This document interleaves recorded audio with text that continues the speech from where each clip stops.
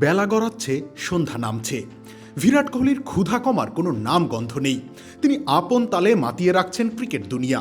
ভারতে কিংবা ডাউন আন্ডারে, ঘরোয়া ক্রিকেটে কিংবা আন্তর্জাতিক ময়দান, বিরাট কোহলির ব্যাট যেন এক লাগামহীন পাগলা ঘোড়া, যে শুধু ছুটতে জানে, থামতে জানে না, বিশ্রাম নিতে জানে না।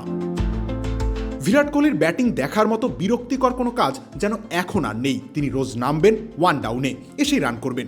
কোথায় খেলা হচ্ছে, উইকেট কেমন, প্রতিপক্ষকে, বোলারই বাকে, এত সব ভাবার তার সময় নেই। যেমন বিজয় হাজারের ট্রফিতে রান করেন, তেমনি অস্ট্রেলিয়া, সাউথ আফ্রিকা কিংবা নিউজিল্যান্ডের বিপক্ষেও। একটা ইনিংস যেখানে শেষ হয়, সেখান থেকে যেন পরেরটা খেলতে নেমে যান বিরাট কোহলি। এই লোকটা কি ভিন্ন গ্রহের কেউ?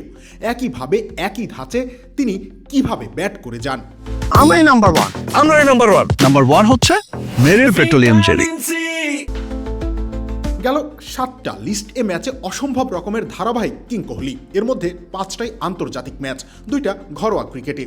দক্ষিণ আফ্রিকার বিপক্ষে ছিল তার 2টো সেঞ্চুরি। নিউজিল্যান্ডের বিপক্ষেও সিরিজটা শুরু করতে চেয়েছিলেন 3 অঙ্কের ম্যাজিক্যাল ফিগার ছুঁয়ে, কিন্তু বিরাটের আর সেঞ্চুরি পাওয়া হয়নি। মিড অফে মাইকেল ব্রেসওয়েলের দুর্ধর্ষ ক্যাচে আউট হতে হয়েছে কিং কোহলিকে। এদিন কোহলি 91 বলে 93 রান করে তার ইনিংসের সমাপ্তি ঘটান। 7টা রানের আক্ষেপ নিয়ে প্যাভিলিয়নে ফিরেছেন তিনি। বিরাট কোহলি নিজেও জানেন তার হাতে আর বেশি একটা সময় নেই, খুব বেশি হলে আর বড়জোর একটা ওয়ানডে বিশ্বকাপ।